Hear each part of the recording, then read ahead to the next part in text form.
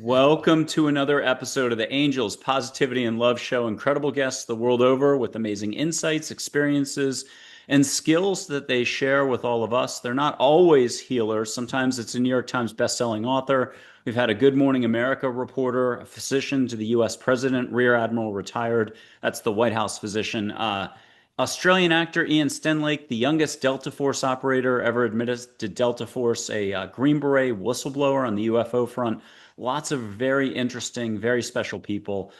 Coming back to us today, Dan Brulé. If it's about breath, Zen, finding your inner authentic self, that's him. He's here to help you slow your roll and maybe get out of the rat race a little, the external rat race or the rat race that's up here. And again, walk a smoother path. Dan, great to see you again. Instead of Russia last time or Florida, your home base, you're coming to us from your other home base, Massachusetts.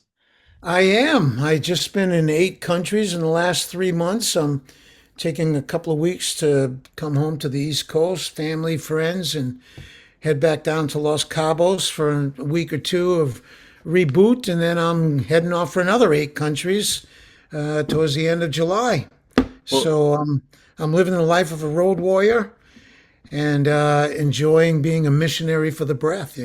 So. exactly. And Road Warrior, it's more like inner, fearless, peaceful warrior. And also, you've touched not just probably hundreds of thousands of people, if you count the ripples, probably millions. And I have to mention, you wear a lot of hats. You used to be a Navy diver, and we're talking the helmet type with the tube that comes down like 20,000 leagues under the sea.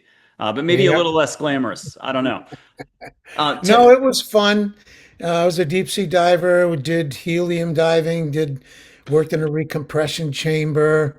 Went on some really interesting jobs and missions or during the Vietnam era. It was exciting. Nice place to visit, but didn't want to live there. Mm, yeah, exactly. Hey, we are going to ask you about, are we the only creatures in the universe, thinking creatures? How big is the universe, and is love the fabric of the universe? But before we get to those trillion-dollar questions, start us off with just where are you at in your path, your journey? How would you like to describe where you've lately arrived to? Well, I think it's that kind of like, well, hey, overnight success suddenly, but they didn't see the 50 years that led up to it. So I'm really celebrating big notching up, getting really incredible invitations, working with really extraordinary people. And I just left Dubai, ego capital of the world, nothing but glass and steel and concrete, and the highest building, the biggest mall, the best. Pretty cool stop on my route here. But I worked with Alistair Overeem, who's a former UFC MMA fighter, and the rumor is he's going to come out of retirement and stun and shock the MMA UFC world because he's got a new mission: longevity, showing up at the best version of yourself, health and mind, body, spirit health. And so he thought, what the heck? At 46 years old, I'll come out of retirement, kick a couple of butts, get some media coverage, and aim that attention onto my new mission. So I was helping him train, doing breath work to help him in his training. And I love serving people like that. Big heart, settle for nothing less than the best version of yourself. Very inspirational guy. And so yeah, I'm training practitioners everywhere. I'm excited because I've been to 2 new countries. I was in Croatia for the first time. I was in Armenia for the first time. So that brings my count up to 77 countries so far that I taught in. So I'm a happy camper when I get to a place I've never been before and people are waiting, ready to breathe. I'm there. Don't have to twist my arm. Okay, well, let's do this. I mean, you've spent time in India, and you were kind enough the last time you were on to really share some memorable experiences there. I still feel like I'm feeling it. I love the detail that you gave us. But what I want to do is give you a very unique, and 500 tapings, we've never asked anybody to do this. Can you give us a mantra for when you were just getting out of the nest when it came to breath work? Not necessarily your Navy days, but when you were getting started with breath work, what would the mantra have been back then?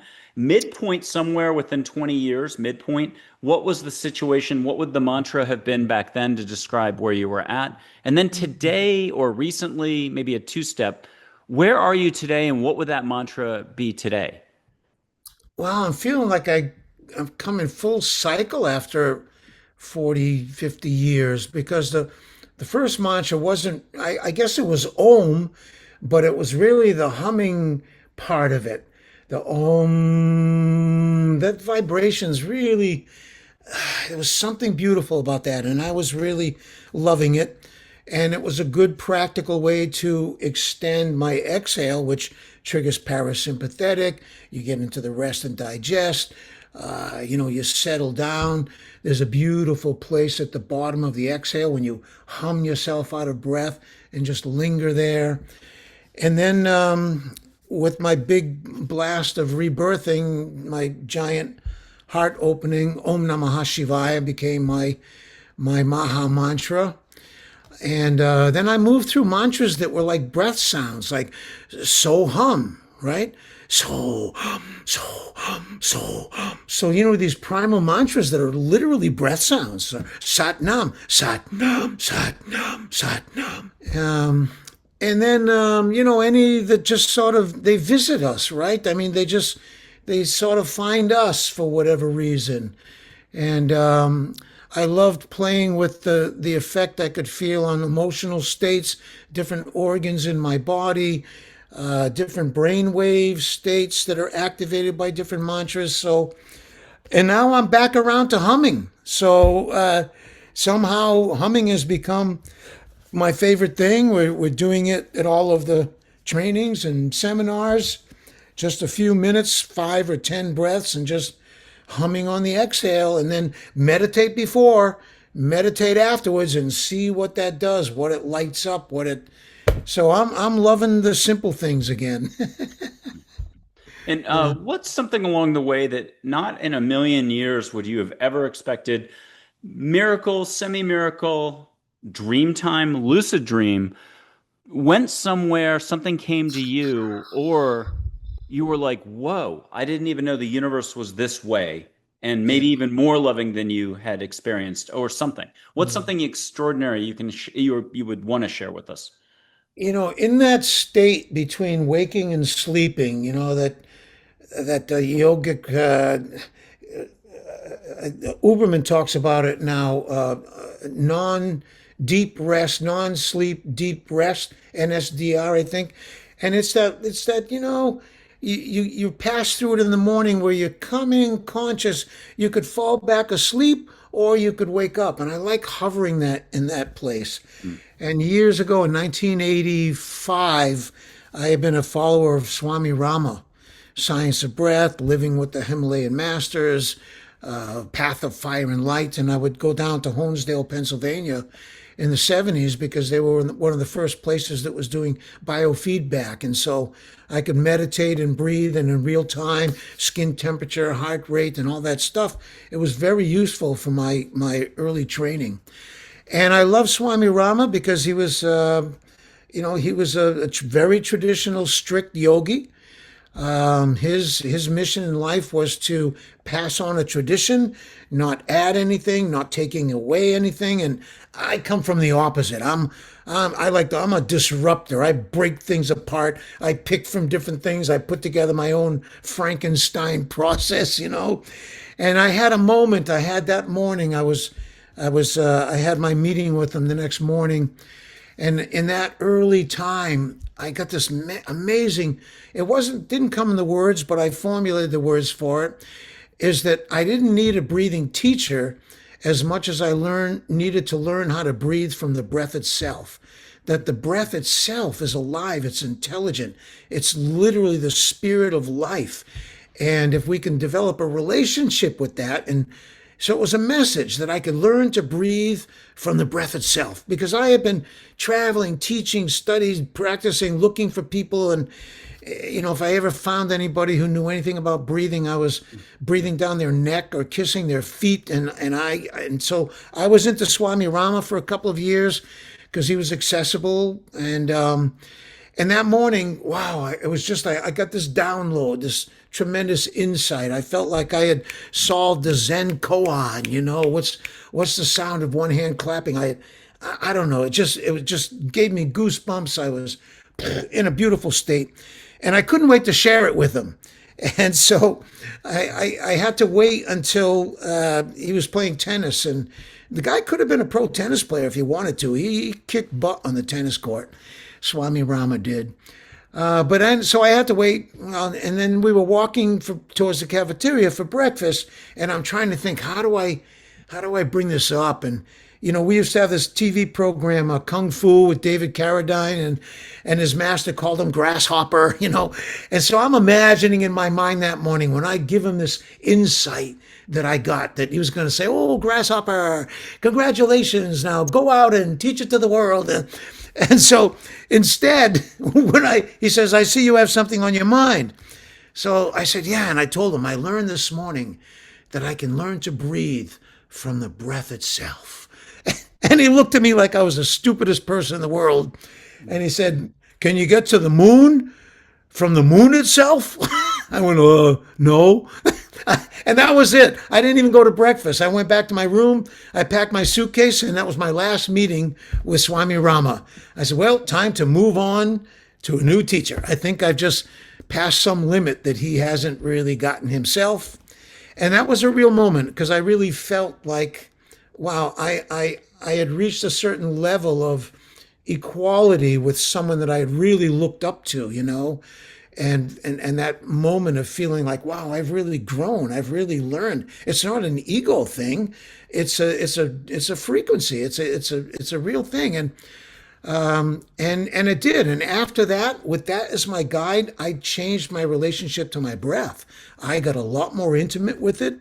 I got a lot more excited about it, and I've been learning from it more ever since. So. Well, let's do a double or triple entendre here. It's not a koan, but it's close. It's from Joe Shu, and it's just one of those strange sayings, and it's going to have some multiple meanings given the story you just shared. What is the white ox standing in the field? And then the master takes his cane and hits the student on the head and says, "You dumb ox." And that was it. And so what I wanted to ask was, you did bring up sports, and a question that I happen to have just before you brought that up with him playing tennis. Are there a few other sports out there, even just playing pool, swimming in the pool? Maybe you don't touch water anymore, maybe all the time. You're a fish. To share with us your experience of like doing compassion that way, not just the breath and something else mixed together. Well, we got these basic 5 elements: earth, air, water, fire, and then ether, whatever you want to call it, right? So combining the elements with breathing really, really takes a breathing practice. So breathing in water, for example, warm water rebirthing, cold water, breathing in cold water, it brings up all kind of really valuable things. And water is a great conductor of electricity. So when you're doing breathing sessions in the water, you're taking on the other person's energy. You're able to, without trying, you can, things are contagious, people catch things from your teacher. Your personal presence is kind of magnified by the water. So information, electricity, water is a great conductor of that. So I love, and breathing by a fire, getting close to a fire so the flames can kind of clean your aura, come through and clean your energy body, that natural element, and getting close to the earth, breathing in nature, in the forests, and so combining those elements is really powerful. Combining breath work, with visualization, with affirmations, with movement, with sound. And so, you take a simple thing like breathing, and then you combine it with some other natural healing element, and more things happen. So I'm a big believer in combining breath work with meditation and other modalities and sound and visualization, and I'm using it to generate. One of the things I'm practicing and teaching a lot is to make breathing equal feeling and make feeling equal breathing. So, and if you look at a sunset, don't just look at it, breathe it in. If you're listening to someone, don't just listen to them. Actually use your breath and take in the energy behind the words. Take in the energy of what you see, what you hear, and use your breath to reach out and touch things and connect to the stars, the moon, the trees, other people, and with your breath create a wheel of energy where energy can be exchanged, and the breath is a beautiful tool for meditations like that. So I'm really excited because I'm watching the benefit, and I'm my own scientist, so I play with stuff, and then I try to get as many other people to play with it so I can get multiple reports of possibilities and potential and tweak my practice. So that's been one of the latest, say, foundational teachings I'm happy to share with you, and that is this. You know those magic eye photos, when you look at them, they're just random geometric shapes, but if you focus your eyes in front of the picture or behind, a 3D image emerges, right? So what I've learned is that using breathing as feeling, it's a different way to feel. So if you keep feeling your feelings the same way you always feel them, you're going to keep feeling the same feelings. But when you learn to use your breath as a different, it's like a weird way of, it's like the magic eye phenomenon on the feeling level. And that's unlocking a lot of really beautiful experiences to if there's a feeling in my body, good, bad, whatever, I want to breathe into it. I want to draw the breath through it. And so if I want to feel something, I need to feel it with my breathing. And when I'm breathing, now the practice is to feel it as fully as possible. So full body breathing and sensing the breath with our whole body. And what I'm finding in those two practices, infusing every cell with breath and relaxing enough so that the spaces between the cells open up and you can get the energy into the cracks and crevices. So breathing into every cell in the body and sensing and tracking the breath with every part of the body. And that's unlocking something, I don't know, I guess I'm just calling it non-local consciousness for the moment. But we're starting to experience things in a different way than how we habitually think and feel and react. And it's some kind of an expanding awareness, and we're picking up information that normally, if you have a narrow focus or a habitual way of framing things and perceiving things, our senses are keeping more of a reality from us than they are revealing to us. And so if we can expand our awareness using the breath, we're going to raise our consciousness. We're going to expand our consciousness. We're going to unlock levels and dimensions of consciousness and awareness where what you just mentioned, angels you can begin to see them or feel them or hear them, or in some way it brings spiritual truths alive. People start to have an actual experience, and it's not just a pretty philosophy anymore. It's not just a pretty spiritual idea. You have this felt direct experience. And so I'm really excited about the recent breakthroughs in breath work being applied toward this purpose or this experience. So, well, I'm going to mention 4 sort of follow-ups. Just pick up where you would like. But what have you noticed lately? What have you picked up on most lately when it comes to either water consciousness, the rainbow light body, or the energy field, whatever you want to call the quantum field, your field, the biometric field, whatever it is. Also, the individual, the chi, the mana, the prana, the thing you talked about at the beginning of the interview, the actual flow of life itself. And there was a 4th, and rainbow light body and auras. So seeing light on everything and everyone.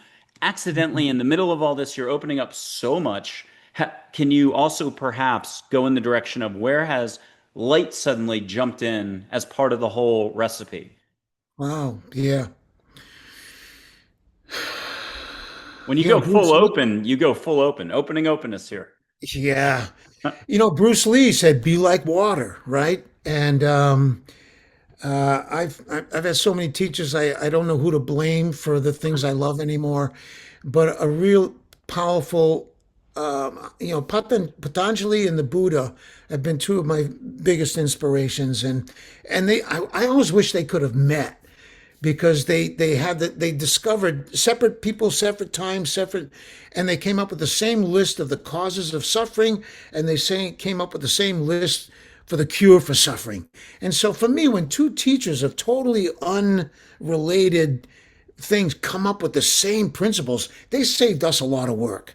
And one of the things that they both did is they used the analogy of a pure diamond, a flawless gem, as a model, a metaphor, analogy for the work we need to do on consciousness. We need to purify our consciousness so that we can actually access reality, and through consciousness realize who we are. And they both use the same analogy. I always thought they could have picked any analogy, but they use the same identical metaphor, right? Later on, one of Patanjali's students, I like to think it was me, came up with an even better metaphor. Like, how dare I think of a better idea than the Buddha, But I use the analogy of water, because water has two really interesting properties. It's transparent. You can see through the water to the bottom, and it's reflective. You can see yourself reflected in the water. So that's a perfect analogy for consciousness. If your consciousness is very pure, you don't have waves and particles of thoughts and feelings and sensations and desires and anger and sadness. When you clear all that crap out and your consciousness is very pure, and maybe I think if Patanjali was alive, he would have used the television as a good, example.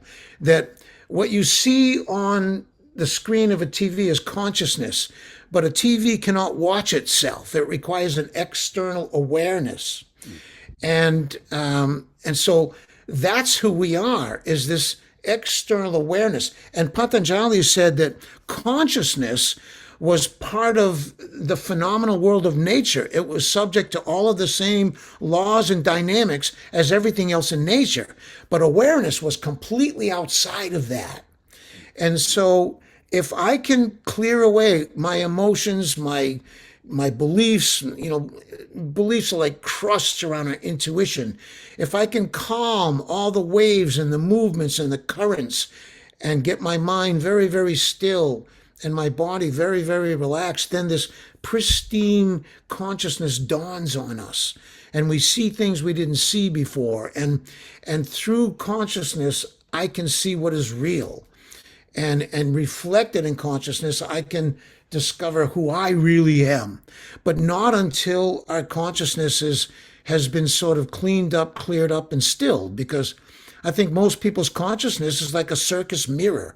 You stand in front of it and, you look like you're tall and skinny with a little pinhead, or short and fat with a big butt. And it's kind of fun. But can you imagine somebody standing in front of that mirror and believing what they see? You would go, don't be silly. That's not how you look. It's a problem with your consciousness. The mirror is warped. And that's what's I look out in the world and I see violence and poverty and illness and disease. Maybe it's not there. Maybe the problem is my consciousness. And if I could raise or expand or refine my consciousness, there's an invisible world out there, and we need to discover it. And breathwork, I think, and I believe, and I'm acting on the experience that it's a way to expand our awareness, to wake up in the traditional sense of the Buddha, to wake up, and love ends up being the principle, right? If I look out at the world without eyes of love, I won't see what's out there. If I look at you without eyes of love, I won't see who you are. If I look at myself without eyes of love, I won't know who I am. And I think that's why Jesus said the first law of life is love. And so loving the water and loving floating in it and being held by it, we're loving a very basic element. And what are we, 70, 80% water? So there's something there for us. And if we could dissolve our little narrow mind a bit and kind of merge with what's around us, then miracles can happen. So Can we take one or two interactive steps and we'll see what comes of it because it'll be you letting go and seeing what the universe brings you. I will ask a quick question before I put forward maybe a little bit of sage smoke, but maybe we get ocean smells and maybe one of your favorite oceans you haven't had come to you in a while. It may already come in right now, but is love the fabric of the universe? And then I think it was Big Mary said, love's a constant. Open your eyes to find love. Can you share with us your reaction to both of those? Yeah, love is it's the substance of life. It's the space in which, I mean, for anything to exist, there has to be a space, and I think that space is love. And it's no accident the lungs are wrapped around the heart. The more we breathe, the more we open our heart. And one of my first seminars I did in the Soviet Union was called Open Your Heart to Love. And then later I realized that wasn't very accurate because openness is the essence of the heart. It's the nature of the heart. We're the ones who need to open around the heart to allow it. And also Rajneesh, one of my teachers, when I told him that love was my highest value, he said, "Well, I want you to think about this because freedom is even more important than love because even love needs freedom to express itself fully." And that always stuck with me. So, yes, I think love, and it's the beginning, it's the alpha, it's the omega, and anything we can do to express love in whatever form comes naturally and whatever the next highest expression of love, I think we should be leaning in that direction. I think ultimately we're going to find out that there's only love, and everything else is an illusion. And so, yeah, I think people need that experience. It has to be more than a philosophy. We have to practice love and actually see that it works. And otherwise it's just a philosophy, and it's a discipline because we've had very few models and examples of conscious, active, unconditional love. We have expectations. We use it to manipulate, and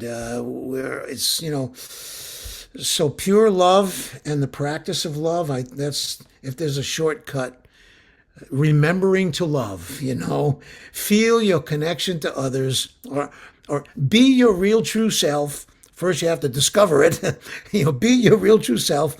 Feel your connection to others, not just philosophically, oh, we're all connected, we're all one, but you have to feel that connection and then just remember to love. And I think we'll end up in the right place. Oh, beautiful. I'm going to light some sage and we're going to see if this can be a non-linear exercise. Catch sage smoke in Massachusetts through the screen, who cares?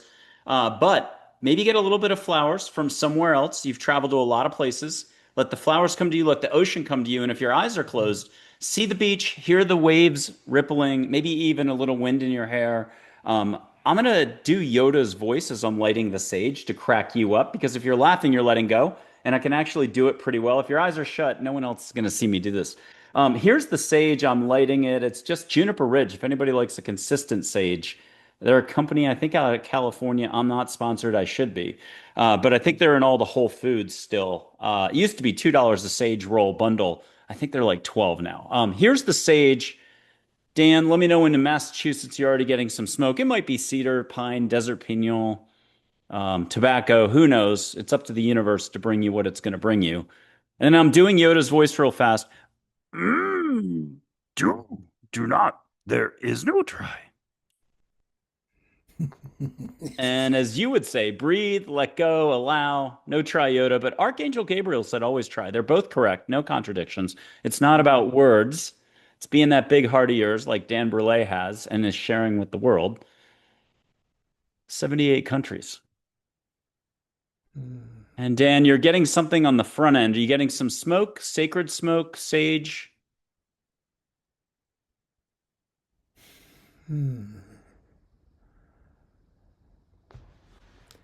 No, that's a beautiful principle. Whenever you're breathing, imagine your favorite fragrance.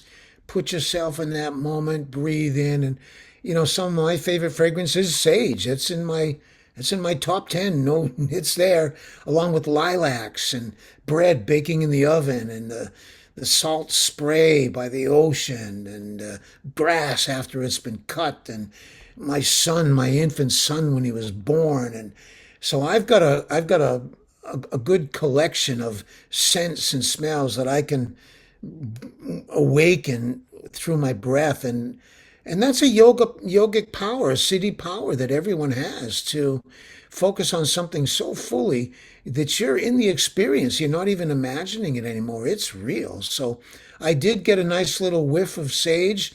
It was mixed, was competing with another scent that someone gave me recently. I forget the name of it, but it's a nice mixture, I would say. Sweet. And it's easy. And I think that you're reminding people of something really important, that we can close our eyes and think of a rose, think of a Mercedes, or picture your mother. And in that moment, that picture is real.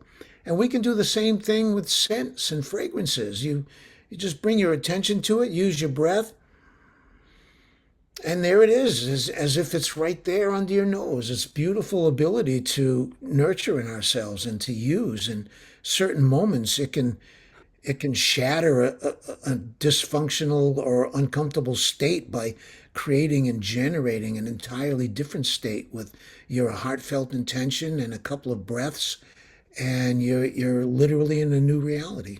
So. Oh, Dan, incredible. That was like poetry. We're going to do one more poetry exercise.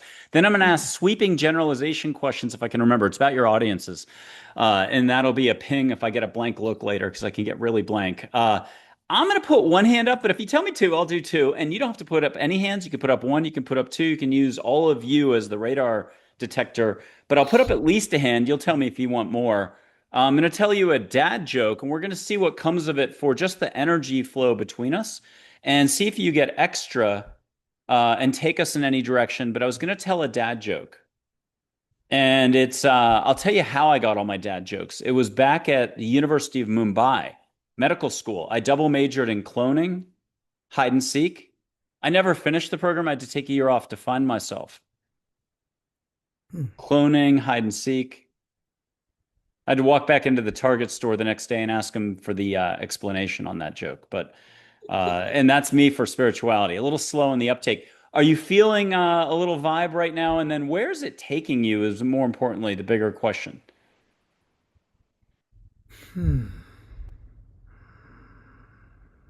Coming to mind are classic people that I associate with love. My mother, my brother, who I'm going to be visiting, my wife, and my second wife, and some of my lovers, and beautiful moments when the human connection was so healing and so such a blessing. You know, we underestimate the power, the healing power of human connection. And so in this last minute, for whatever reason, people's faces were flashing, and the common denominator was kind of a love connection to them.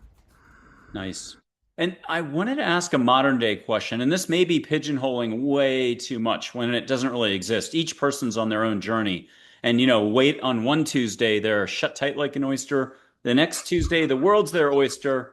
And then two Tuesdays later, they're shut tight like an oyster again. I'm shocked. Thinking happens. But with that, have you noticed that the younger generations, under 15, under 20, it's women that are super quick on the uptake? Is it men over 60 that need a little knock in the back of the head and then they get it? Which way would you like to do some sweeping generalizations, or is it always shifting? It just depends on the class, the person. Well, I mean, maybe it's just me and who I attract, but traditionally in the last 50 years, pretty predictable. A general public seminar, 70% women. Yeah. And when I'm working with men, it's because I'm in that community, and my heart goes out to first responders.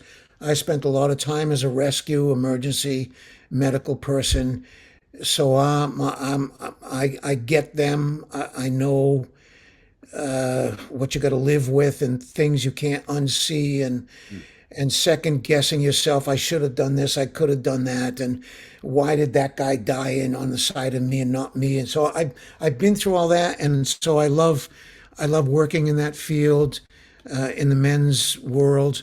And I particularly like seasoned martial artists, warriors who don't have an ego anymore. They don't have anything to prove, you know. And because if you can break a brick, you can mend a bone. It's the same energy. If I can throw you to the ground, I can build up your immune system. It's the same energy. And once guys have gotten through and out of that community, so they're great fighters, warriors, whatever, they excel at it, and then you come out the other end of it, but now you've got real chi. How do you apply it now? How can you use it?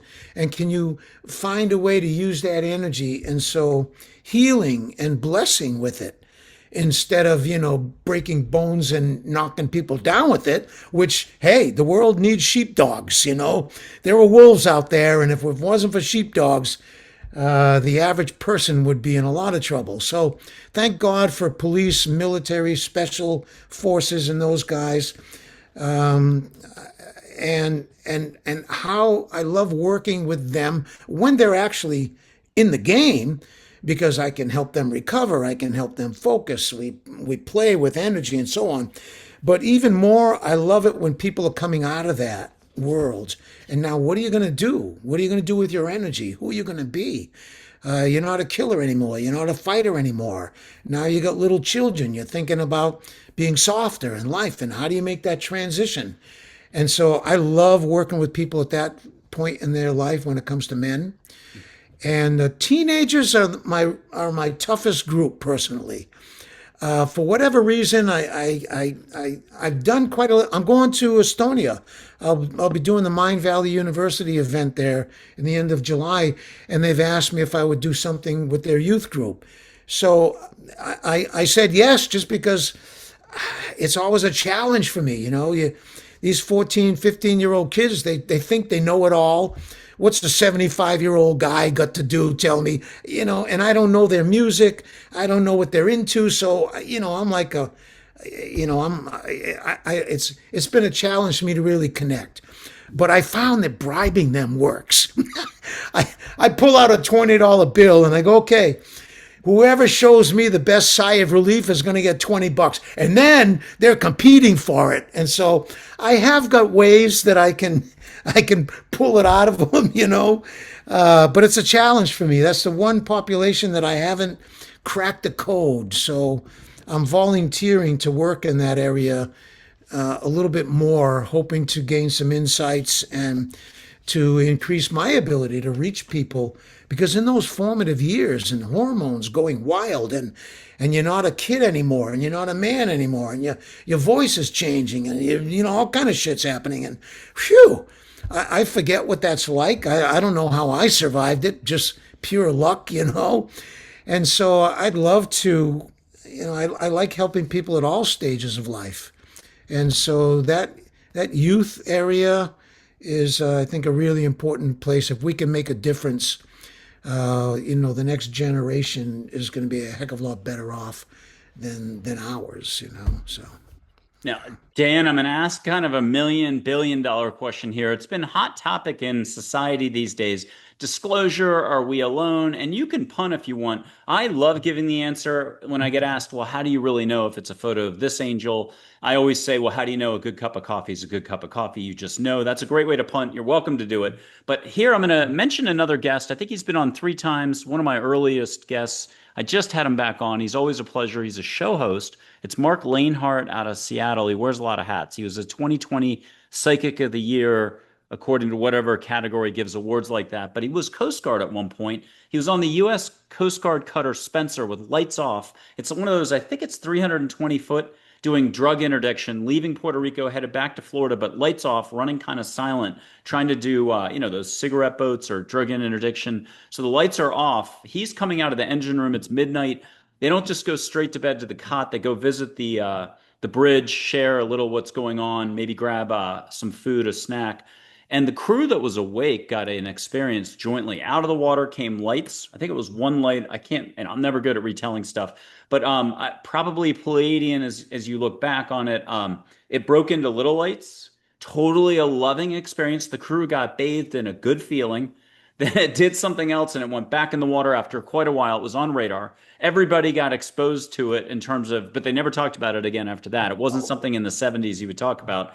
So I'm throwing out a wild example, like out of Close Encounters of the Third Kind. Have you had one of those? And you can just say yes and not share any details. You can say yes, I've had like a dozen of them, including in a diving helmet, a USO.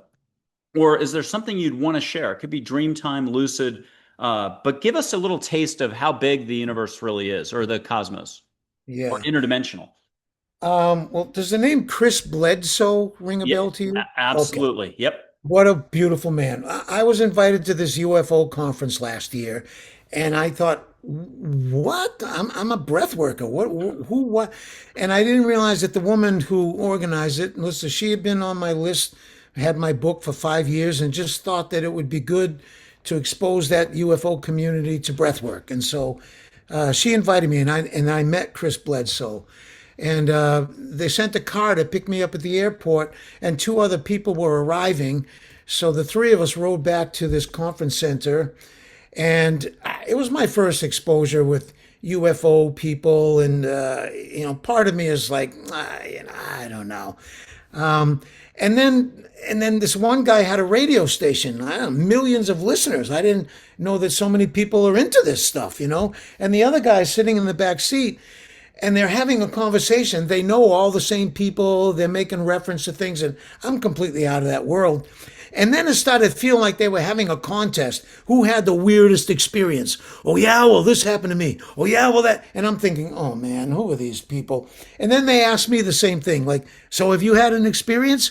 And after listening to them, I'm thinking, well, I guess I've had experiences that if I wanted to frame them that way, it's one way of trying to make sense out of something that I didn't understand. And so, yes and no, let's say. But then when I got to the conference, and it's a lot of woo woo, the usual crystals and Sasquatch, Bigfoot people, and everybody has a badge. There must have been like 300 people at this conference, and half of them, 150 people, had a badge that said experiencer. And my badge was speaker or something, I forget. And so there's and there were people from NASA and retired Air Force pilots and nuclear physicists and CIA people. I'm going, this shit is real. I mean, these are real people. And then from across the hall, there's a long line to Chris Bledsoe's table. He was signing his book, The DNA of God. I read that book that weekend. I read the book in 2 days, right through it when I got it after I met him. And I could feel from 50 feet away, I could feel his heart. The guy is so present with each person. And there was this gentleness, but also seriously traumatized and trying to integrate an experience that you don't know what to do with it. And you don't even want to talk to people because of the reactions and so on. But he couldn't make it go away. It's a real thing. And so I just stood by his table, and I really felt like I was in this really beautiful bubble. I mean, the guy he was so caring, so conscious, and he was giving people real clear, when he's autographing the book, he was really present with them. I just loved being in his field. And then there was a guy standing beside me, says, and I said, wow, this guy has got a really beautiful energy. He goes, oh, that's my dad. I was talking to Ryan Bledsoe, Yep. who's got a podcast. I did his podcast, Bledsoe Said So. And so I ended up doing a breathing session with the whole family, with him and his wife, his son's wife, his Ryan's sister. And before that weekend is up, I was in their hotel room and we did a whole group rebirth. And they were really traumatized when this experience back in 2007, orbs appeared out of the sky and followed him, and an entity appeared to him. And whenever he goes outside, they come back around and hover over him. And he had 4 or 5 people with him at the time, and they tried talking about it, and they decided, I'm not going to talk about this anymore. And he had a big successful business, 100 employees, construction. He lost his business. I don't know, maybe you know his story. He was part of a Christian community. They started talking demons and stuff, and they pretty much ostracized him from the community instead of giving him support. And then the entities were coming into his house, and his children were seeing them, and what a thing to experience. And so breathing with them was a real honor for me, and they're just a wonderful family. And how do we integrate experiences like that? And so I got a huge blessing from that experience of being exposed to the UFO world, and especially to him, that these entities who appear, and then you look back in the Bible, you think of chariots of fire and angels, and well, maybe there's something that's been going on. And so I left that conference, and I had a palpable, noticeable sense that I don't push back like I used to. On somebody hits me with a weird idea or the way they live their life or whatever, and automatically part of me was going, he's fucking blah. But I left that, and I really feel I dropped a big chunk. I don't automatically, instinctively push back against ideas or beliefs or ways of being.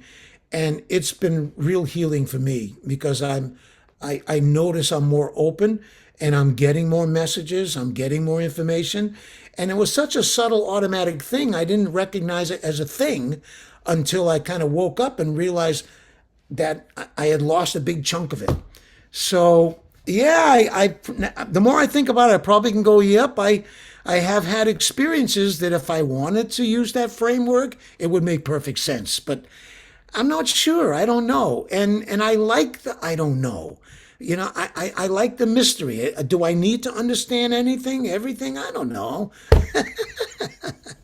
Well, let's not put you to the test, but let's spin the twister wheel here. Let's tell you a dad joke that's a pretty good one that you haven't heard, I don't think. And let's have you go full stop in a minute, and you'll go still. You can close your eyes, see what comes in from the universe. But before we do, let me give you a good dad joke. It's wrong time of the year, unfortunately. It's Santa, his two reindeer, Blitzen and Dancer. Just those two. Nobody has to remember who they are, but it's my absolutely favorite joke. Why do Blitzen and Dancer drink so much coffee? Answer, because they're Santa's Starbucks. Okay, and if you want, only if it's not too much pressure, it's not feeling any which way, but if you want to go full stop right now, go into your heart, close your eyes, sit still, and allow a lot of different high frequency, love and above only, to come in. You might get visuals on your eyes if they're shut. You might get, what's it called, olfactory. You might get others. You might get a hug. You might get a whoosh, wind in the room. Who knows? Yummy in the tummy. I'm not going to predict it. It's you. And you're outstanding in your field with sunflowers, I might add. And people can do this at home. So go ahead, and this is a great time for me to do a public service announcement. An emoji counts if you're shy. You don't have to admit anything. You don't have to say, that resonated with me, that part of it. What did you like about Dan? If you're bold, do it. We're super intimate shows still, so every little bit counts. That's a subscribe, like, share, comment. If you've read Chris Bledsoe's book, good time to chime in. I think we've had two guests who are close with him. I'm just a complete blank. LA actress Camille James Harmon, if I got the name right. I think she knows him pretty well, and someone else. We've definitely had a lot of UFO folks on Well, the show. he should get on with you. You guys should have a conversation. I'll put a bug in his ear about it for sure. Oh, that would be awesome, and we'd love to have him on. Did you get something extra special, or just at least special or extra? Um,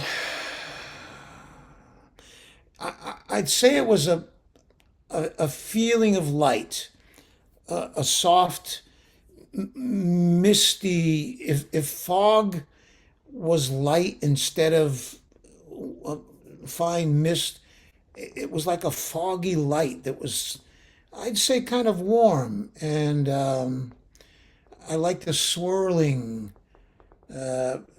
feeling of being in it. And Ooh, that was Dan. a nice moment. Nice. Hey, I'm gonna just put up two photos of angels, and we'll see if anything else comes through. You don't have to take any steps. I think you have on the other show, and 95% of guests do either off air, on air, and there's no pressure. We have plenty who are.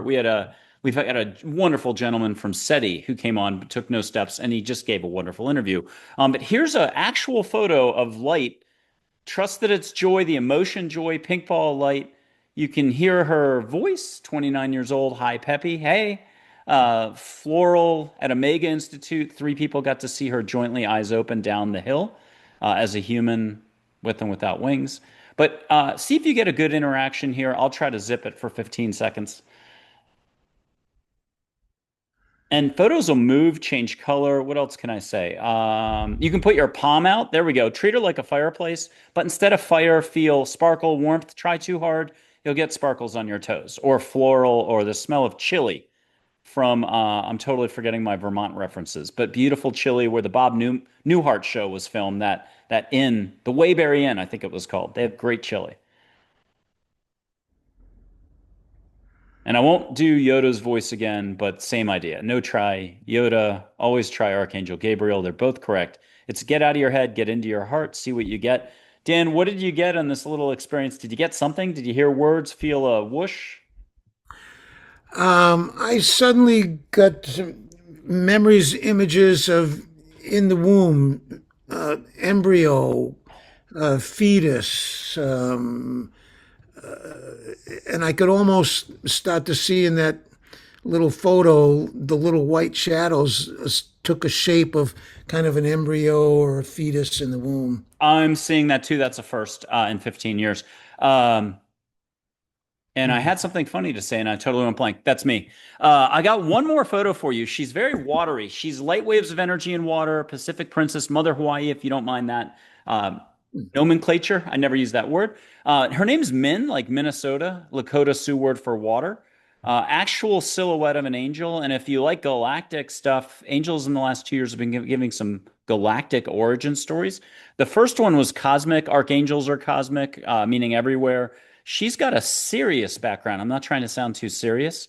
And she's my guardian angel. Whoops. 80,000 people's guardian angel. And we had Dr. Karen Wyatt on, a retired physician who knew immediately that was her guardian angel. She was on 3 times, I think. Her first appearance, she shared a story when she was 8 in bed in a safe house, safe bed, and this angel showed all in white at the foot of her bed. They chatted, and whoa for her parents. After that, she wanted to be a doctor. So after she got through medical school, she's in her first day of residency, gathered in a group. They asked, "Why are you here?" She was the one dumb enough to put her hand up and say, "Love." And they drilled that out of her pretty quickly. But over the decades after that, doctors gave her their hard luck patients. She was good with those patients. Then they started to saddle up next to her and learn from her, even after all these years. And then here it was at the end of her career, retired. She got to meet her for half an hour on Redondo Beach as a human, and she needed a healing thing. I stay out of details. And so you see my jaw drop on the third appearance where she says what her condition was. It was her heart got healed. You see my shock because I stay out of everything. I don't see people's questions or answers. But so she came in physically as a human. Dan, I talked as much as I could because it's a show. Did you get a little interaction and catch your if it's the Seychelles, Maldives, it's that one spot off Key West where you went diving that one time or snorkeling and just had a moment. You can have that ocean energy or a lake somewhere, a waterfall come in. She'll deliver the goods. We've had a lot of guests get something very special, and you're very water oriented with all your experience. Hmm. What do you get from her? If you want to close your eyes, she'll give you a vision, and I'll put this down. And I'll try to think of one more thing. Oh, we're over 3 years now as a show. We've hit over 3,000 subscribers, a lot of threes here. We're booked out to January of 2027 and just wonderful guests. We try to have anybody who's open and wants to come back and get on the horse. The horse is the heart. We try to have them back on, every 6 months to a year if they're game. We have plenty of people who it's enough after 1, 2, or 3 appearances, but we're thankful to all of them for coming on. Dan, what are you getting right now? I was getting American Indian for some reason, all kinds of images. I'm over here back home where the Wampanoag and the Massasoit and, the Pilgrims landed 45 minutes from where I'm sitting. The original relationship with the native people here along the coast. They were fishing. The Indians here were shell fishing and living on the shore of the ocean. And as I look at that, I'm seeing American Indians. So I'll put up Geronimo for you. Catch privately something, but not to say out loud. He's very yeah, nah, duh. you already know the answer. Like he can do Bowery Boys from the 1930s. He does slang. It's not formal, proper yes, no. He's a sweetheart. He's action, dry wit humor, unconditional love, spirit guide. And you could smell a sacred smell. There's like 60 of them in the air. He'll bring something, but just get something private. You can just say, yeah, I got it. And that'll be good enough, unless there's something you want to share. And he's like a lightning bolt, doesn't mess around. And he's actually really funny. Yeah, and he's also very grounded, very anchored, and I can picture him telling people, "Look, we've been around for a long time. We're going to be here long after you're gone, and so wake up. The earth is your mother, and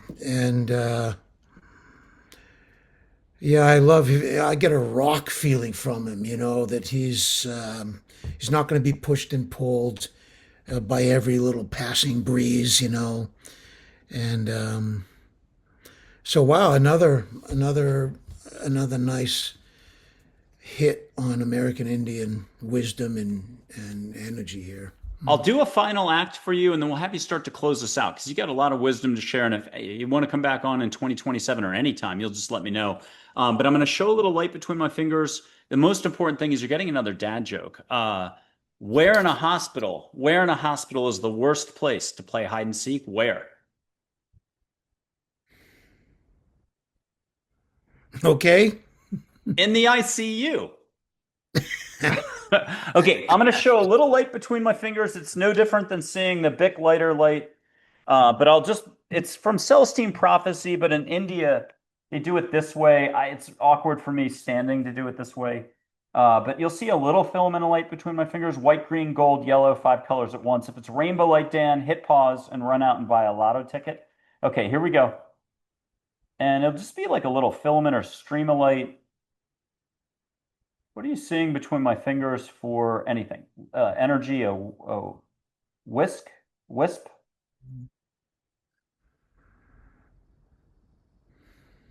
are you getting? Um, Definitely a little kind of subtle cotton ball around the tips of each finger. Easier to see for me, I guess. Let's see, facing you would be your left finger. Seems like that little puffy cloud of light is a little easier to. I can see them twisting between each other a little bit. Interesting, nice. Yeah, very subtle, almost like a shadow tracking a little bit, like the used to have an effect on a cursor on a computer where it kind of left a little trail when you move your cursor, and I can see as you move your fingers, it's leaving a little wispy cloud, so following it and tracking it. And I'll tell one more dad joke. What's the only flower found on the human face? Tulips.